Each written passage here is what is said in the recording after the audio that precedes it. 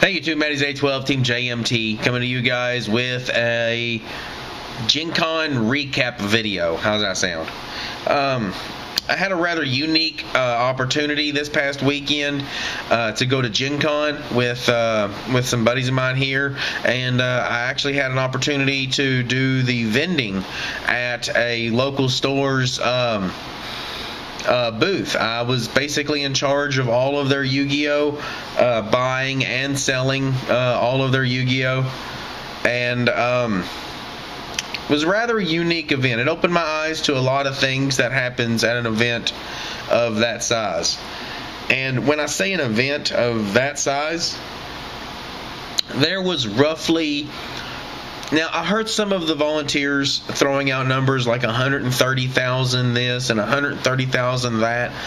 Nobody ever hit the 140,000 point, but I had a lot of people saying 130-something thousand people were there. So 130,000 plus people that are there for gaming and anime and the vendor hall. If you've ever got a chance to go to this thing, you guys really need to hit this thing up. But the vendor hall, I don't know exactly how many vendors were there, but we were booth number 1945. So if we're booth number 1945, then there's quite a few vendors there. So the vendor hall is packed. Everything that you could ever want from gaming, everything that you could ever want from the anime, just anything and everything that you could have wanted was in there and accessible to you through the vendors. I mean, everything from Radio Disney to the most expensive Magic the Gathering card that I've probably ever seen in my life. So that's the vendor hall. And then luckily enough, the group that I had to work with we were probably 50 feet away from the gaming hall. And the gaming hall was, I don't know, probably easily the square footage of 2 football fields. And it was wall-to-wall gaming.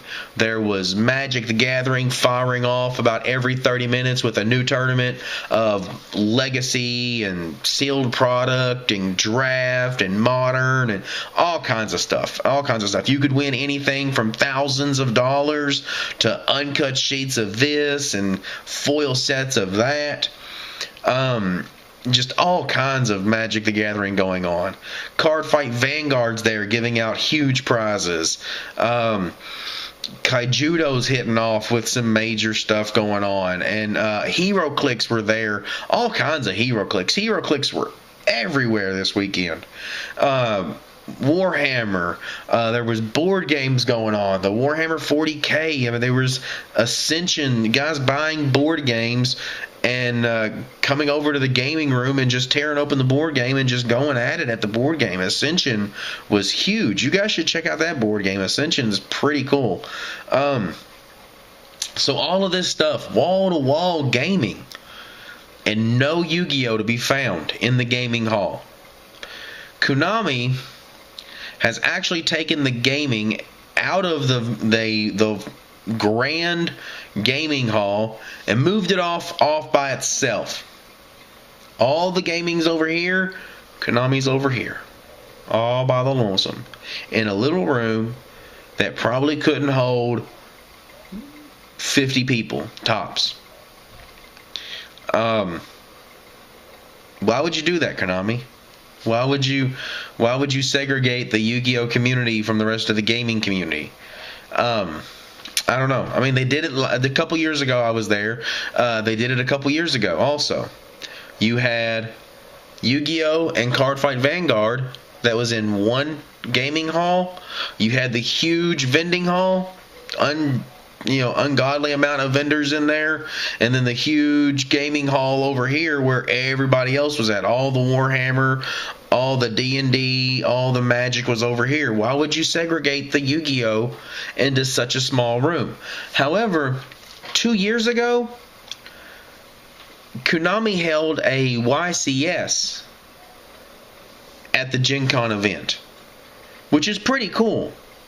Makes it worth getting into and getting into the event to play in the YCS, which was replaced by an extravaganza last year because they said, well, it's kind of a private event, kind of a country club kind of style. They really don't want to, they want all their YCSs to be public events, so you don't have to pay to get into the YCS, which you got to buy a ticket to get into GenCon, or a pass or a badge or whatnot. So, I guess I can understand that, taking the YCS out, but you should still have some kind of a large caliber event. So they had the little extravaganza thing. Now, I've never been to a YuGiOh extravaganza, so I don't know what that really entails. And that may have been the title that they put onto this year's event, this year's Konami event. But Konami had the same carnival games at GenCon this year that they had at the World Championship. So if you guys can remember back, I don't know if you guys heard about this, but they had stuff like bingo and play with the giant cards. You got to play with the new Blue Eye structure deck that was on poster size cards, which is cool. It was pretty neat. But really? You've replaced a YCS with bingo? They had some 3v3 and some stuff like that. You had the chances to play in some events that allowed you to win some uncut sheets, the little uncut sheets that they have. I actually had a chance to purchase one of those, the store did, and it's there at the store and everything. It's pretty cool. It's got 2 Master Key Beetles on it, on an uncut sheet, so that's kind of cool. But yeah, you had the chance to do that. You had the chance to do the Duel the Master thing, which is still kind of dumb because they put unusual, stipulations in on those games. And it was really odd. It's kind of a how the mighty have fallen. Excuse me, guys. How the mighty have fallen kind of thing. They've literally taken a YCS style event, a YCS event, and turned it into bingo. So, yeah, Konami, I don't know why you're segregating us, taking us away from the gaming community. Some of us play other games. We don't just play Yu-Gi-Oh! And give us some more stuff. I don't know. Give us some actual events. I don't know, guys. That's my little rant. I appreciate it. Subscribe. Comment down below. Show us how much you love us.